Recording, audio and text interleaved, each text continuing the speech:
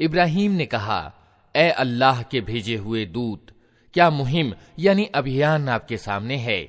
उन्होंने कहा, हम एक अपराधी कौम की ओर भेजे गए हैं ताकि उस पर पकी हुई मिट्टी के पत्थर बरसा दें, जो आपके रब के यहाँ सीमा से गुजर जाने वालों के निशान लगे हुए हैं। फिर हमने उन सब लोगों को निकाल लिया जो उस बस्ती में ईमान वाले थे, और वहां हमने एक घर के सिवा मुसलमानों का कोई घर ना पाया। इसके बाद हमने वहां बस एक निशानी उन लोगों के लिए छोड़ दी जो दर्दनाक अजाब से डरते हों, और तुम्हारे लिए निशानी है मूसा के किस्से में, जब हमने उसे स्पष्ट सनद के साथ फिरौन के पास भेजा तो वो अपने बलबूते पर अकड़ गया और बोला, ये जादूगर है या दीवाना है। आखिरकार हमने उसे और उसकी सेनाओं को पकड़ा और सबको समुद्र में फेंक दिया, और वो निंदित होकर रह गया। और तुम्हारे लिए निशानी है आद में, जबकि हमने उन पर एक ऐसी अशुभ हवा भेज दी कि जिस चीज पर भी वो गुजर गई उसे ध्वस्त करके रख दिया। और तुम्हारे लिए निशानी है समूद में, जब उनसे कहा गया था कि एक विशेष समय तक मजे कर लो, मगर इस चेतावनी पर भी उन्होंने अपने रब के आदेश की अवहेलना की। आखिरकार उनके देखते देखते एक अचानक टूट पड़ने वाले अजाब ने उनको आ लिया। फिर ना उनमें उठने की शक्ति थी और ना वे अपना बचाव कर सकते थे। और इन सबसे पहले हमने नूह की कौम को तबाह किया, क्योंकि वे अवज्ञाकारी लोग थे। आसमान को हमने अपने जोर से बनाया है और हमें इसकी सामर्थ्य प्राप्त है। जमीन को हमने बिछाया है और हम बड़े अच्छे समतल करने वाले हैं। और हर चीज के हमने जोड़े बनाए हैं, शायद कि तुम इससे शिक्षा ग्रहण करो। अतः दौड़ो अल्लाह की ओर, मैं तुम्हारे लिए उसकी ओर से साफ साफ सावधान करने वाला हूं। और न बनाओ अल्लाह के साथ कोई दूसरा इलाह यानी उपास्य, मैं तुम्हारे लिए उसकी ओर से साफ साफ सावधान करने वाला हूं। यूं ही होता रहा है इनसे पहले की कौमों के पास भी। कोई रसूल ऐसा नहीं आया जिसे उन्होंने ये न कहा हो कि ये जादूगर है या दीवाना। क्या इन सब ने आपस में इस पर कोई समझौता कर लिया है? नहीं, बल्कि ये सब सरकश लोग हैं। अतः ए नबी, इनसे मुंह फेर लो, तुम पर कुछ मलामत नहीं। अलबत्ता नसीहत करते रहो, क्योंकि नसीहत ईमान लाने वालों के लिए लाभदायक है।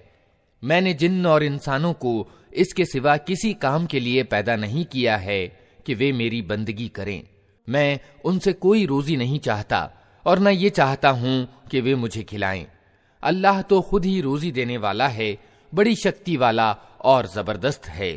अतः जिन लोगों ने जुल्म किया है उनके हिस्से का भी वैसा ही अजाब तैयार है जैसा उन्हीं जैसे लोगों को उनके हिस्से का मिल चुका है। उसके लिए ये लोग मुझसे जल्दी ना मचाएं। अंत में तबाही है कुफ्र यानी इनकार करने वालों के लिए उस दिन जिससे उन्हें डराया जा रहा है। अल्लाह के नाम से जो बड़ा ही मेहरबान और रहम करने वाला है। कसम है तूर की और एक ऐसी स्पष्ट किताब की जो पतली खाल में लिखी हुई है, और बसे हुए घर की, और ऊंची छत की, और तरंगित समुद्र की, कि तेरे रब का अजाब जरूर घटित होने वाला है जिसे कोई हटाने वाला नहीं। वो उस दिन घटित होगा जब आसमान बुरी तरह डगमगाएगा और पहाड़ उड़े उड़े फिरेंगे। तबाही है उस दिन उन झुठलाने वालों के लिए जो आज खेल के रूप में अपनी हुज्जतबाजियों में लगे हुए हैं। जिस दिन उन्हें धक्के मार मार कर जहन्नम की आग की ओर ले जाया जाएगा, उस समय उनसे कहा जाएगा कि ये वही आग है जिसे तुम झुठलाया करते थे। अब बताओ, ये जादू है या तुम्हें सूझ नहीं रहा है? जाओ अब झुलसो इसके अंदर। तुम चाहे सब्र करो या ना करो, तुम्हारे लिए बराबर है। तुम्हें वैसा ही बदला दिया जा रहा है जैसे तुम कर्म कर रहे थे। डर रखने वाले लोग वहां बागों और नेमतों में होंगे, आनंद ले रहे होंगे उन चीजों से जो उनका रब उन्हें देगा, और उनका रब उन्हें दोजख के अजाब से बचा लेगा। उनसे कहा जाएगा, खाओ और पियो मजे से अपने उन कर्मों के बदले में जो तुम करते रहे हो। वे आमने सामने बिछे हुए तख्तों पर तकिए लगाए बैठे होंगे और हम सुंदर आंखों वाली हूरों यानी परम रूपवती औरतों से उनका विवाह कर देंगे। जो लोग ईमान लाए हैं और उनकी संतान भी ईमान के किसी दर्जे में उनके पदचिन्हों पर चली है, उनकी उस संतान को भी हम जन्नत में उनके साथ मिला देंगे और उनके कर्म में कोई घाटा उनको न देंगे। हर व्यक्ति अपनी कमाई के बदले रहन है। हम उनको हर तरह के फल और मांस, जिस चीज को भी उनका जी चाहेगा, खूब दिए चले जाएंगे। वे एक दूसरे से मदिरा पात्र लपक लपक कर ले रहे होंगे, जिसमें न बकवास होगी न दुष्चरित्रता, और उनकी सेवा में वे लड़के दौड़ते फिर रहे होंगे जो उन्हीं की सेवा के लिए खास होंगे, ऐसे सुंदर जैसे छिपा कर रखे हुए मोती। ये लोग आपस में एक दूसरे से दुनिया में गुजरे हुए हालात पूछेंगे। ये कहेंगे कि हम पहले अपने घर वालों में डरते हुए जीवन यापन करते थे, आखिरकार अल्लाह ने हम पर अनुग्रह किया और हमें झुलसा देने वाली हवा के अजाब से बचा लिया। हम पिछली जिंदगी में उसी से दुआएं मांगते थे। ये वास्तव में बड़ा ही उपकारी और दयावान है। अतः ए नबी, तुम नसीहत किए जाओ अपने रब के अनुग्रह से, न तुम काहिन हो और न दीवाने। क्या ये लोग कहते हैं कि ये व्यक्ति शायर है जिसके लिए हम समय पलटने का इंतजार कर रहे हैं? इनसे कहो, अच्छा इंतजार करो, मैं भी तुम्हारे साथ इंतजार करता हूं। क्या इनकी बुद्धियां इन्हें ऐसी ही बातें करने को कहती हैं, या वास्तव में ये दुश्मनी में सीमा से आगे बढ़े हुए लोग हैं? क्या ये कहते हैं कि इस व्यक्ति ने ये कुरान खुद गढ़ लिया है? वास्तविकता ये है कि ये ईमान नहीं लाना चाहते। अगर ये अपने इस कथन में सच्चे हैं तो इसी शान का एक कलाम यानी वाणी बना लाएं। क्या ये किसी सृष्टा के बिना खुद पैदा हो गए हैं, या ये खुद अपने सृष्टा हैं, या जमीन और आसमानों को इन्होंने पैदा किया है? वास्तविक बात यह है कि ये विश्वास नहीं रखते। क्या तेरे रब के खजाने इनके कब्जे में हैं, या उन पर इन्हीं का हुक्म चलता है? क्या इनके पास कोई सीढ़ी है जिस पर चढ़कर ये ऊपरी लोक की सुनगुन लेते हैं? इनमें से जिसने सुनगुन ली हो वो लाए कोई स्पष्ट प्रमाण। क्या अल्लाह के लिए तो हैं बेटियां और तुम लोगों के लिए हैं बेटे? क्या तुम इनसे कोई बदला मांगते हो कि ये जबरदस्ती पड़े हुए तावान के बोझ तले दबे जाते हैं? क्या इनके पास गैब यानी परोक्ष की वास्तविकताओं का ज्ञान है कि उसके आधार पर ये लिख रहे हों? क्या ये कोई चाल चलना चाहते हैं? अगर ये बात है तो इनकार करने वालों पर उनकी चाल उल्टी ही पड़ेगी। क्या अल्लाह के सिवा ये कोई और इलाह यानी पूज्य रखते हैं? अल्लाह पाक है उस शिर्क से जो ये लोग कर रहे हैं। ये लोग आसमान के टुकड़े भी गिरते हुए देख लें तो कहेंगे ये बादल हैं जो उमड़े चले आ रहे हैं। अतः ए नबी, इन्हें इनके हाल पर छोड़ दो, यहां तक कि ये अपने उस दिन को पहुंच जाएं जिसमें ये मार गिराए जाएंगे, जिस दिन न इनकी अपनी कोई चाल इनके किसी काम आएगी, न कोई इनकी सहायता को आएगा। और उस समय के आने से पहले भी जालिमों के लिए एक अजाब है, मगर उनमें से ज्यादातर जानते नहीं हैं। ए नबी, अपने रब का फैसला आने तक सब्र करो, तुम हमारी निगाह में हो।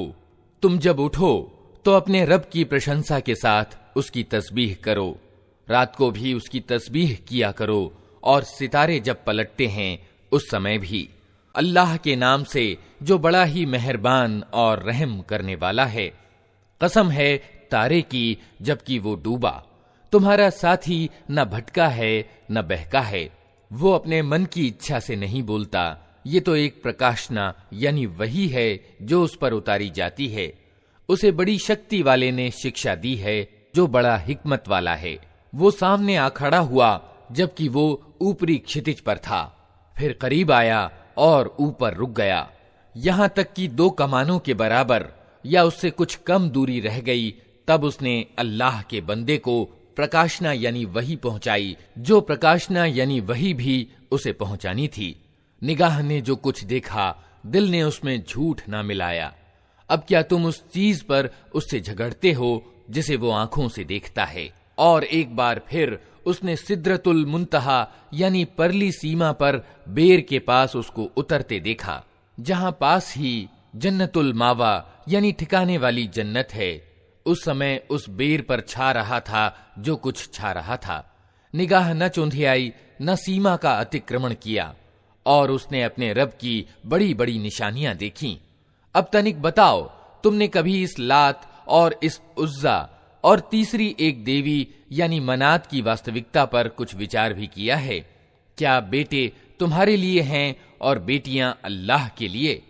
ये तो फिर बड़ी धांधली का बंटवारा हुआ। वास्तव में ये कुछ नहीं है मगर बस कुछ नाम जो तुमने और तुम्हारे बाप दादा ने रख लिए हैं। अल्लाह ने इनके लिए कोई सनद नहीं उतारी। वास्तविकता ये है कि लोग सिर्फ अटकल के पीछे चल रहे हैं और मन की इच्छाओं के शिष्य बने हुए हैं। हालांकि उनके रब की ओर से उनके पास मार्गदर्शन आ चुका है। क्या इंसान जो कुछ चाहे उसके लिए वही हक है? दुनिया और आखिरत का मालिक तो अल्लाह ही है। आसमानों में कितने ही फरिश्ते मौजूद हैं, उनकी सिफारिश कुछ भी काम नहीं आ सकती जब तक कि अल्लाह किसी ऐसे व्यक्ति के हक में उसकी अनुमति न दे जिसके लिए वो कोई निवेदन सुनना चाहे और उसको पसंद करे। मगर जो लोग आखिरत को नहीं मानते वे फरिश्तों को देवियों की संज्ञा देते हैं। हालांकि इस मामले का कोई ज्ञान उन्हें प्राप्त नहीं है, वे सिर्फ अटकल के पीछे चल रहे हैं और अटकल सत्य की जगह कुछ भी काम नहीं दे सकता। अतः ए नबी, जो व्यक्ति हमारे जिक्र से मुंह फेरता है और दुनिया की जिंदगी के सिवा जिसे कुछ अभीष्ट नहीं है उसे उसके हाल पर छोड़ दो। इन लोगों के ज्ञान की पहुंच बस यहीं तक है। ये बात तेरा रब ही ज्यादा जानता है कि उसके मार्ग से कौन भटक गया है और कौन सीधे मार्ग पर है। और जमीन और आसमानों की हर चीज का मालिक अल्लाह ही है, ताकि अल्लाह बुराई करने वालों को उनके कर्म का बदला दे और उन लोगों को अच्छा प्रतिदान प्रदान करे जिन्होंने अच्छी नीति अपनाई है, जो बड़े बड़े गुनाहों और खुले खुले अश्लील कर्मों से बचते हैं। ये और बात है कि कुछ कसूर उनसे हो जाए। बेशक तेरे रब की माफी का दामन बहुत विस्तृत है। वो तुम्हें उस समय से खूब जानता है जब उसने जमीन से तुम्हें पैदा किया और जब तुम अपनी माओं के पेट में अभी भ्रूण अवस्था ही में थे। अतः अपने मन की पवित्रता के दावे न करो। वही अच्छी तरह जानता है कि वास्तव में डर रखने वाला कौन है। फिर ए नबी, तुमने उस व्यक्ति को भी देखा जो अल्लाह के मार्ग से फिर गया और थोड़ा सा देकर रुक गया। क्या उसके पास परोक्ष का ज्ञान है कि वो वास्तविकता को देख रहा है? क्या उसे उन बातों की कोई खबर नहीं पहुंची जो मूसा की पुस्तिकाओं और उस इब्राहिम की पुस्तिकाओं में बयान हुई हैं, जिसने वफा का हक अदा कर दिया? ये कि कोई बोझ उठाने वाला दूसरे का बोझ नहीं उठाएगा, और ये कि इंसान के लिए कुछ नहीं है मगर वो जिसके लिए उसने प्रयास किया है, और ये कि उसका प्रयास जल्द ही देखा जाएगा, फिर उसका पूरा बदला उसे दे दिया जाएगा, और ये कि आखिरकार पहुंचना तेरे रब ही के पास है, और ये कि उसी ने हंसाया और उसी ने रुलाया, और ये कि उसी ने मौत दी और उसी ने जिंदगी प्रदान की, और ये कि उसी ने नर और मादा का जोड़ा पैदा किया एक बूंद से जब वो टपकाई जाती है, और ये कि दूसरी जिंदगी प्रदान करना भी उसी के जिम्मे है, और ये कि उसी ने धनी किया और संपत्ति प्रदान की, और ये कि वही शेरा नामक तारे का रब है, और ये कि उसी ने प्राचीन आद को तबाह किया और समूद को ऐसा मिटाया कि उनमें से किसी को बाकी न छोड़ा,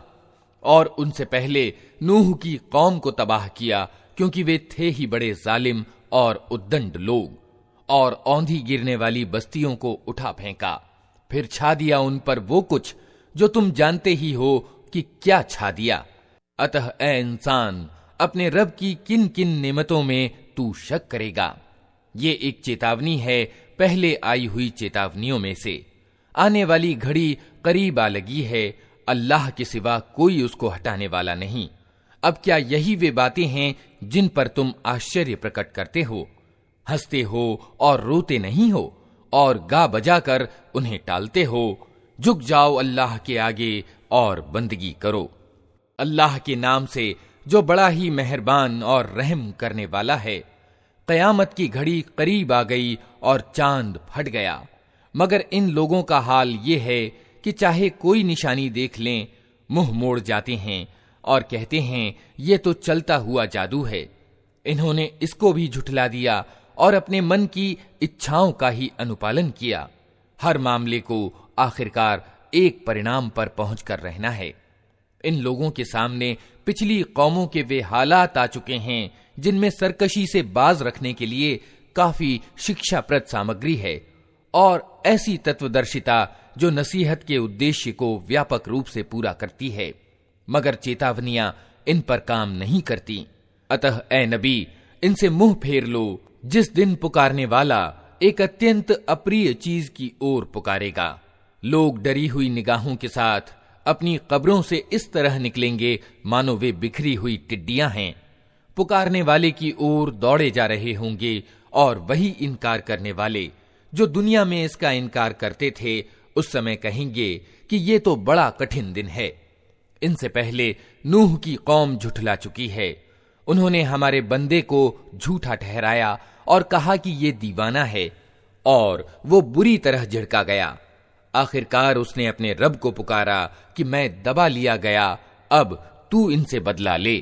तब हमने मूसलाधार बारिश से आसमान के द्वार खोल दिए और जमीन को फाड़कर स्रोतों में परिवर्तन कर दिया, और ये सारा पानी उस काम को पूरा करने के लिए मिल गया जो नियत हो चुका था। और नूह को हमने एक तख्तों और कीलों वाली अर्थात नाव पर सवार कर दिया जो हमारी निगरानी में चल रही थी। ये था बदला उस व्यक्ति के लिए जिसकी नाकदरी की गई थी। उस नाव को हमने एक निशानी बनाकर छोड़ दिया, फिर कोई है नसीहत कबूल करने वाला। देख लो कैसा था मेरा अजाब और कैसी थी मेरी चेतावनियां। हमने इस कुरान को नसीहत के लिए सहज साधन बना दिया है, फिर क्या है कोई नसीहत कबूल करने वाला?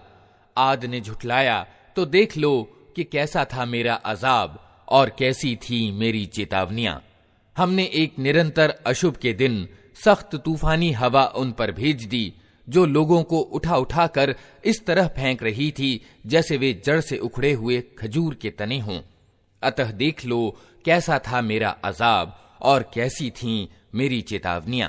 हमने इस कुरान को नसीहत के लिए सहज साधन बना दिया है, फिर क्या है कोई नसीहत कबूल करने वाला? समूद ने चेतावनियों को झुठलाया और कहने लगे, एक अकेला आदमी जो हम ही में से है, क्या अब हम उसके पीछे चलें? उसका अनुपालन हम स्वीकार कर लें तो इसका अर्थ ये होगा कि हम बहक गए हैं और हमारी बुद्धि मारी गई है। क्या हमारे बीच बस यही एक व्यक्ति था जिस पर अल्लाह का जिक्र उतारा गया? नहीं, बल्कि ये परले दर्जे का झूठा और खुद ही गलती पर है। हमने अपने पैगंबर से कहा, कल ही इन्हें मालूम हुआ जाता है कि कौन परले दर्जे का झूठा और खुद गलती पर है। हम ऊंटनी को इनके लिए फितना बनाकर भेज रहे हैं। अब तनिक सब्र के साथ देख कि इनका क्या परिणाम होता है।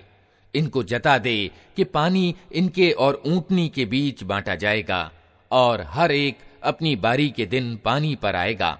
आखिरकार उन लोगों ने अपने आदमी को पुकारा और उसने इस काम का बीड़ा उठाया और ऊंटनी को मार डाला।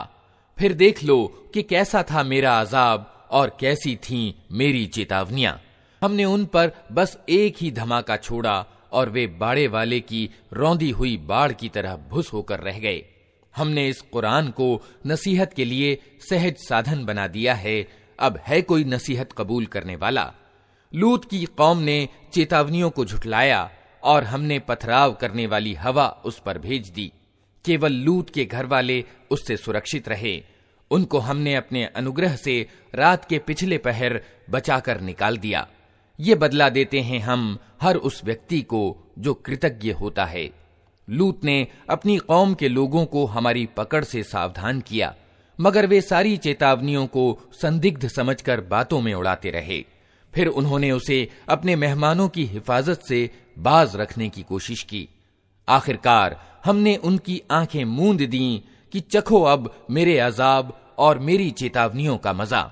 सुबह सवेरे ही एक अटल अजाब ने उनको आ लिया चखो मजा अब मेरे अजाब का और मेरी चेतावनियों का। हमने इस कुरान को नसीहत के लिए सहज साधन बना दिया है, अतः है कोई नसीहत कबूल करने वाला। और फिरौनियों के पास भी चेतावनियां आई थीं, मगर उन्होंने हमारी सारी निशानियों को झुठला दिया। आखिरकार हमने उन्हें पकड़ा जिस तरह कोई जबरदस्त सामर्थ्यवान पकड़ा करता है। क्या तुम्हारे इनकार करने वाले कुछ उन लोगों से अच्छे हैं, या आसमानी किताबों में तुम्हारे लिए कोई माफी लिखी हुई है? या इन लोगों का कहना यह है कि हम एक मजबूत जत्था हैं, अपना बचाव कर लेंगे, जल्द ही ये जत्था परास्त हो जाएगा और ये सब पीठ फेर कर भागते दिखाई देंगे। बल्कि इनसे निपटने के लिए वास्तविक वादे का समय तो कयामत है, और वो बड़ी आफत और ज्यादा कड़वी घड़ी है। ये अपराधी लोग वास्तव में भ्रम में पड़े हुए हैं और इनकी बुद्धि मारी गई है। जिस दिन ये मुंह के बल आग में घसीटे जाएंगे, उस दिन इनसे कहा जाएगा कि अब चखो नरक की लपट का मजा। हमने हर चीज एक तकदीर के साथ पैदा की है, और हमारा आदेश बस एक ही आदेश होता है, और पलक झपकाते वो क्रियान्वित हो जाता है। तुम जैसे बहुतों को हम तबाह कर चुके हैं, फिर है कोई नसीहत कबूल करने वाला?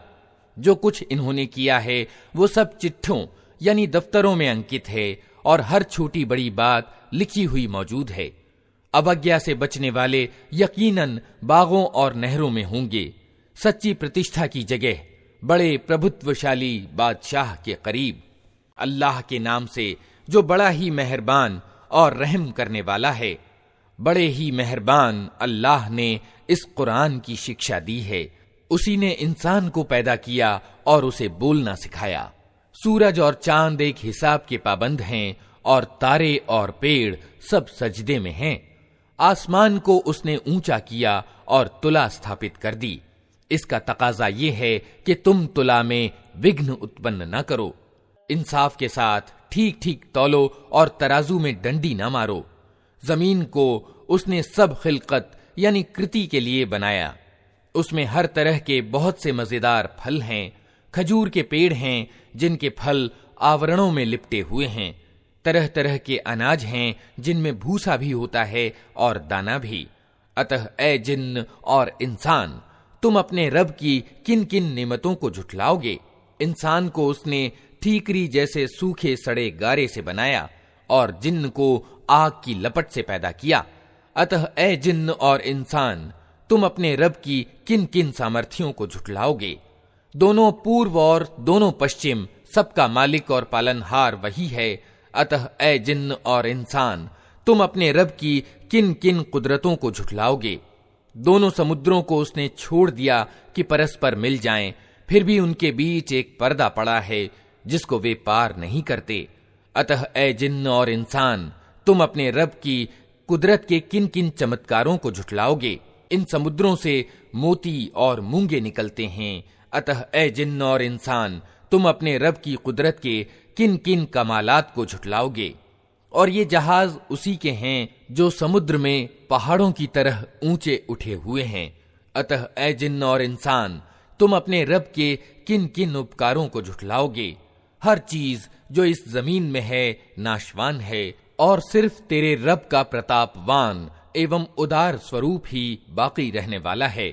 अतः ए जिन्न और इंसान, तुम अपने रब के किन किन कमालात को झुठलाओगे? जमीन और आसमानों में जो भी हैं, सब अपनी आवश्यकताओं की पूर्ति की उसी से मांग कर रहे हैं। नित वो नई शान में है। अतः ए जिन्न और इंसान, तुम अपने रब के किन किन प्रशंस्य गुणों को झुठलाओगे? ए जमीन के बोझो, जल्द ही हम तुमसे पूछताछ के लिए निवृत्त हुए जाते हैं, फिर देख लेंगे कि तुम अपने रब के किन किन उपकारों को झुठलाते हो। ए जिन्न और इंसान के गिरोह, अगर तुम जमीन और आसमानों की सीमाओं से निकलकर भाग सकते हो तो भाग देखो। नहीं भाग सकते, इसके लिए बड़ा जोर चाहिए। अपने रब के किन किन सामर्थ्यों को तुम झुठलाओगे? भागने की कोशिश करोगे तो तुम पर आग का शोला और धुआं छोड़ दिया जाएगा जिसका तुम मुकाबला न कर सकोगे। ए जिन्न और इंसान, तुम अपने रब के किन किन सामर्थ्यों का इनकार करोगे? फिर क्या बनेगी उस समय जब आसमान फटेगा और लाल चमड़े की तरह लाल हो जाएगा। ए जिन्न और इंसान, उस समय तुम अपने रब की किन किन सामर्थ्यों को झुठलाओगे। उस दिन किसी इंसान और किसी जिन्न से उसका गुनाह पूछने की जरूरत न होगी। फिर देख लिया जाएगा कि तुम दोनों गिरोह अपने रब के किन किन उपकारों का इनकार करते हो। अपराधी वहां अपने चेहरों से पहचान लिए जाएंगे और उन्हें माथे के बाल और पांव पकड़ पकड़ कर घसीटा जाएगा। उस समय तुम अपने रब की किन किन सामर्थ्यों को झुठलाओगे। उस समय कहा जाएगा, ये वही जहन्नम है जिसको अपराधी झूठ ठहराया करते थे। उसी जहन्नम और खौलते हुए पानी के बीच वे चक्कर काटते रहेंगे। फिर अपने रब की किन किन सामर्थ्यों को तुम झुठलाओगे। और हर उस व्यक्ति के लिए जो अपने रब के सामने पेश होने का डर रखता हो 2 बाग हैं। अपने रब के किन किन इनामों को तुम झुठलाओगे। हरी भरी डालियों से भरपूर हैं। अपने रब के किन किन इनामों को तुम झुठलाओगे। दोनों बागों में 2 स्रोत प्रवाहित।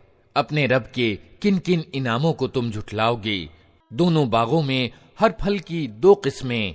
अपने रब के किन किन इनामों को तुम झुठलाओगे। जन्नती लोग ऐसे बिछौनों पर तकिए लगाकर बैठेंगे जिनके अस्तर दबीज यानी गाढ़े रेशम के होंगे और बागों की डालियां फलों से झुकी पड़ रही होंगी। अपने रब के किन किन इनामों को तुम झुठलाओगे। इन नेमतों के बीच शर्मीली निगाहों वालियां होंगी जिन्हें इन जन्नत वालों से पहले कभी किसी इंसान या जिन्न ने न छुआ होगा। अपने रब के किन किन इनामों को तुम झुठलाओगे। ऐसी सुंदर जैसे हीरे और मोती। अपने रब के किन किन इनामों को तुम झुठलाओगे। नेकी का बदला नेकी के सिवा और क्या हो सकता है। फिर ए जिन्न और इंसान, अपने रब के किन किन प्रशंस्य गुणों का तुम इनकार करोगे। और उन 2 बागों के अलावा 2 बाग और होंगे। अपने रब के किन किन इनामों को तुम झुठलाओगे। घने हरे भरे बाग। अपने रब के किन किन इनामों को तुम झुठलाओगे। दोनों बागों में 2 स्रोत फव्वारों की तरह उबलते हुए। अपने रब के किन किन इनामों को तुम झुठलाओगे। उनमें भरपूर फल और खजूरें और अनार। अपने रब के किन किन इनामों को तुम झुठलाओगे। उन नेमतों के बीच सुचरिता और सुंदर बीवियां। अपने रब के किन किन इनामों को तुम झुठलाओगे। खेमों में ठहराई हुई अप्सराएं यानी परम रूपवती स्त्रियां। अपने रब के किन किन इनामों को तुम झुठलाओगे। इन जन्नत वालों से पूर्व कभी किसी इंसान या जिन्न ने उनको न छुआ होगा। अपने रब के किन किन इनामों को तुम झुठलाओगे। वे जन्नत वाले हरे कालीनों और उत्कृष्ट एवं अपूर्व बिछौनों पर तकिए लगाकर बैठेंगे। अपने रब के किन किन इनामों को तुम झुठलाओगे। बड़ी बरकत वाला है तेरे प्रतापवान एवं उदार रब का नाम। अल्लाह के नाम से जो बड़ा ही मेहरबान और रहम करने वाला है। जब वो होने वाली घटना घटित हो जाएगी तो कोई उसके घटित होने को झुठलाने वाला न होगा। वो तलपट कर देने वाली आफत होगी। जमीन उस समय एकाएक हिला डाली जाएगी और पहाड़ इस तरह चूरा चूरा कर दिए जाएंगे कि बिखरे हुए गुबार बनकर रह जाएंगे। तुम लोग उस समय 3 गिरोहों में बंट जाओगे। दाएं बाजू वाले तो दाएं बाजू वालों के सौभाग्य का क्या कहना, और बाएं बाजू वाले तो बाएं बाजू वालों के दुर्भाग्य का क्या ठिकाना। और आगे वाले तो फिर आगे वाले ही हैं। वही तो निकटवर्ती लोग हैं। नेमत भरी जन्नतों में रहेंगे। अगलों में से बहुत होंगे और पिछलों में से कम। जड़ित एवं विभूषित तख्तों पर तकिए लगाए आमने सामने बैठेंगे। उनकी मजलिसों में सार्वकालिक किशोर प्रवाहित स्रोत की शराब से भरे प्याले और कंटर और सागर लिए दौड़ते फिरते होंगे, जिसे पीकर न उनका सिर चकराएगा न उनकी बुद्धि में विकार आएगा। और वे उनके सामने तरह तरह के स्वादिष्ट फल पेश करेंगे कि जिसे चाहे चुन लें, और पक्षियों के मांस पेश करेंगे कि जिस पक्षी का चाहे प्रयोग करें। और उनके लिए सुंदर आंखों वाली अप्सराएं यानी हूरें होंगी, ऐसी सुंदर जैसे छुपा कर रखे हुए मोती। ये सब कुछ उन कर्मों के बदले के रूप में उन्हें मिलेगा जो वे दुनिया में करते रहे थे। वहां वे कोई बकवास या गुनाह की बात न सुनेंगे। जो बात भी होगी ठीक ठीक होगी। और दाएं बाजू वालों के सौभाग्य का क्या कहना। वे कांटे रहित बेरियों और ऊपर तले चढ़े हुए केलों और दूर तक फैली हुई छांव और हर पल बहता पानी और कभी समाप्त न होने वाले और बेरोक टोक मिलने वाले ढेर सारे फलों और ऊंची बैठकों में होंगे। उनकी बीवियों को हम विशेष रूप से नए सिरे से पैदा करेंगे और उन्हें कुंवारियां बना देंगे, अपने शौहरों की आशिक और उम्र में बराबर। ये कुछ दाएं बाजू वालों के लिए है। वे अगलों में से भी बहुत होंगे और पिछलों में से भी बहुत। और बाएं बाजू वालों के दुर्भाग्य का क्या पूछना। वे लू की लपट और खौलते हुए पानी और काले धुएं की छाया में होंगे, जो न शीतल होगा न सुखदायक। ये वे लोग होंगे जो इस परिणाम को पहुंचने से पहले सुखी संपन्न थे और महापाप पर आग्रह करते थे। कहते थे, क्या जब हम मरकर मिट्टी हो जाएंगे और हड्डियों का पंजर रह जाएंगे तो फिर उठा खड़े किए जाएंगे? और क्या हमारे बाप दादा भी उठाए जाएंगे जो पहले गुजर चुके हैं? ए नबी, इन लोगों से कहो, यकीनन अगले और पिछले सब एक दिन जरूर इकट्ठे किए जाने वाले हैं, जिसका समय नियत किया जा चुका है। फिर ए गुमराहो और झुठलाने वालों, तुम जक्कूम यानी थूहड़ के पेड़ का भोजन करने वाले हो। उसी से तुम पेट भरोगे और ऊपर से खौलता हुआ पानी तौंस लगे हुए ऊंट की तरह पियोगे। ये है उन बाएं बाजू वालों के अतिथि सत्कार की सामग्री बदला दिए जाने के दिन। हमने तुम्हें पैदा किया है, फिर क्यों तस्दीक नहीं करते? कभी तुमने विचार किया, ये वीर्य जो तुम डालते हो, इससे बच्चा तुम बनाते हो या उसके बनाने वाले हम हैं? हमने तुम्हारे बीच मौत को बांटा है और हमारे बस से ये बाहर नहीं है कि हम तुम्हारे रूप बदल दें और किसी ऐसे रूप में तुम्हें पैदा कर दें जिसको तुम नहीं जानते। अपनी पहली पैदाइश को तो तुम जानते ही हो, फिर क्यों शिक्षा ग्रहण नहीं करते? कभी तुमने सोचा, ये बीज जो तुम बोते हो, इनसे खेतियां तुम उगाते हो या उनके उगाने वाले हम हैं?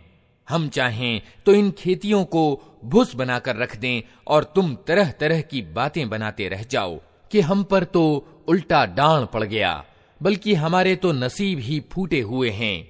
कभी तुमने आंखें खोलकर देखा, ये पानी जो तुम पीते हो, इसे तुमने बादल से बरसाया है या इसके बरसाने वाले हम हैं?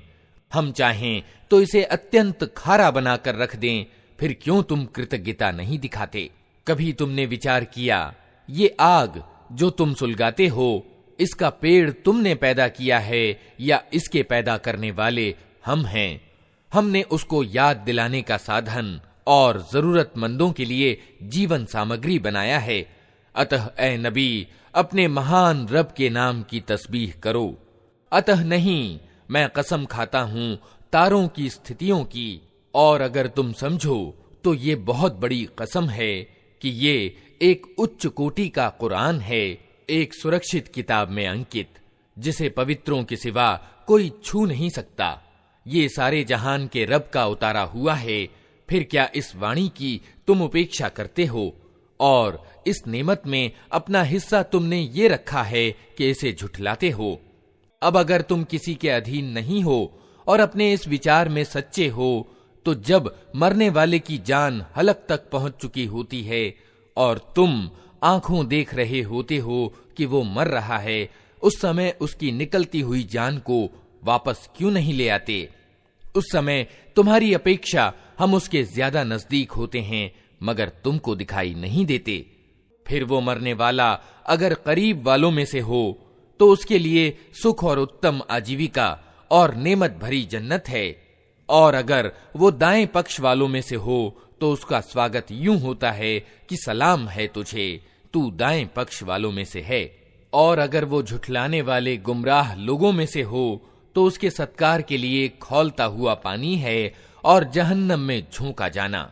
ये सब कुछ परम सत्य है।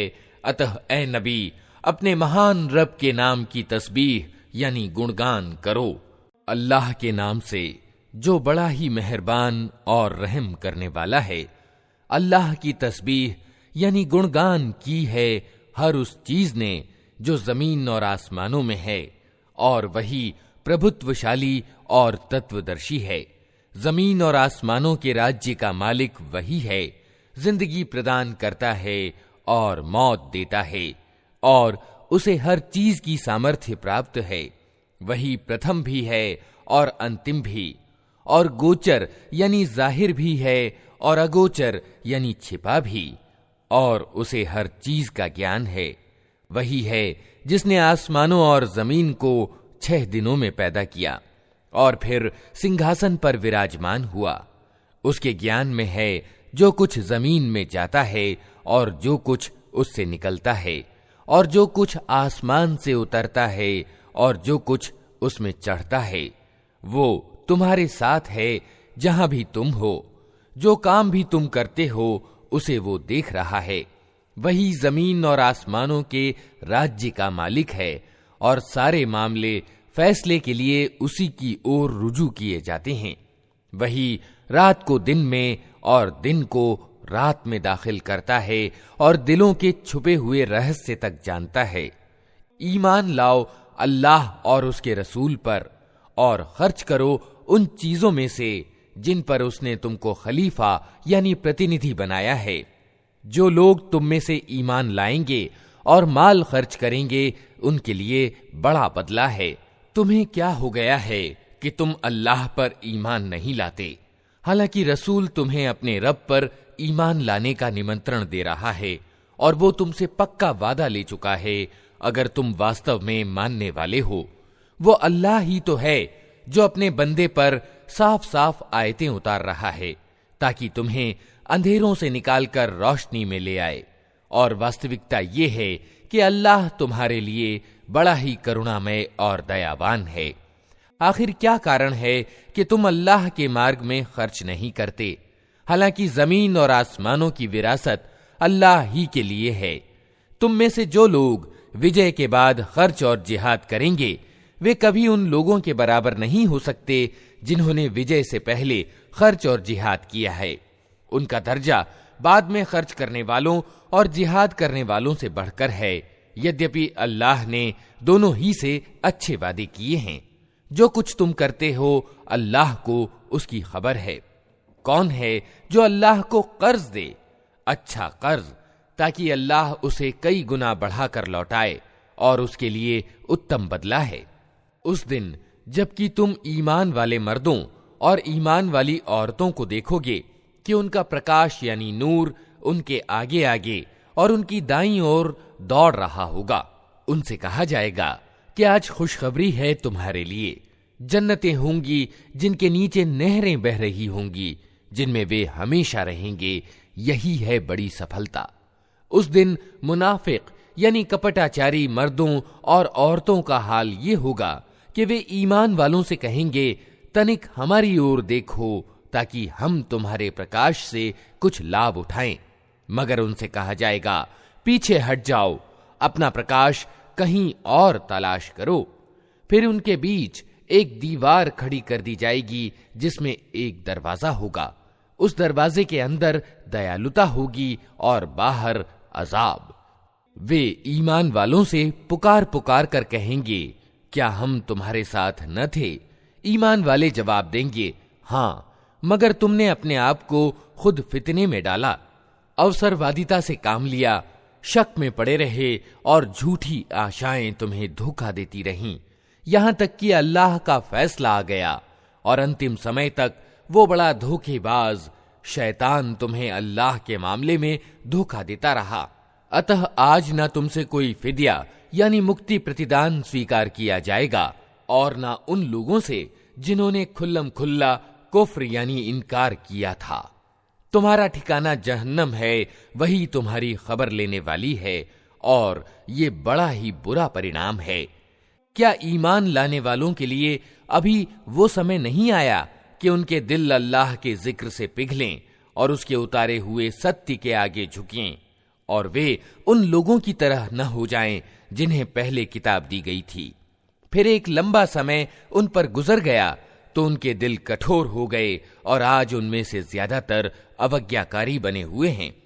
अच्छी तरह जान लो कि अल्लाह जमीन को उसकी मौत के बाद जिंदगी प्रदान करता है। हमने निशानियां तुमको साफ साफ दिखा दी हैं, शायद कि तुम बुद्धि से काम लो। मर्दों और औरतों में से जो लोग सदक़े यानी दान देने वाले हैं और जिन्होंने अल्लाह को अच्छा कर्ज दिया है, उनको वास्तव में कई गुना बढ़ा कर दिया जाएगा और उनके लिए बड़ा ही अच्छा बदला है। और जो लोग अल्लाह और उसके रसूलों पर ईमान लाए हैं, वही अपने रब के नजदीक सिद्दीक यानी अत्यंत सच्चे और शहीद यानी साक्षी हैं। उनके लिए उनका बदला और उनका प्रकाश है। और जिन लोगों ने कुफ्र यानी इनकार किया है और हमारी आयतों को झुठलाया है, वे दोज़खी हैं। खूब जान लो कि ये दुनिया की जिंदगी इसके सिवा कुछ नहीं कि एक खेल और दिल्लगी और ऊपरी टीप टाप और तुम्हारा आपस में एक दूसरों पर बड़ाई जताना और धन और संतान में एक दूसरे से बढ़ जाने की कोशिश करना है। इसकी मिसाल ऐसी है जैसे एक वर्षा हो गई तो उससे पैदा होने वाली वनस्पति को देखकर किसान खुश हो गए। फिर वही खेती पक जाती है और तुम देखते हो कि वो पीली हो गई, फिर वो भुस बनकर रह जाती है। इसके विपरीत आखिरत वो स्थान है जहां कठोर अजाब है और अल्लाह का क्षमादान यानी माफी और उसकी प्रसन्नता है।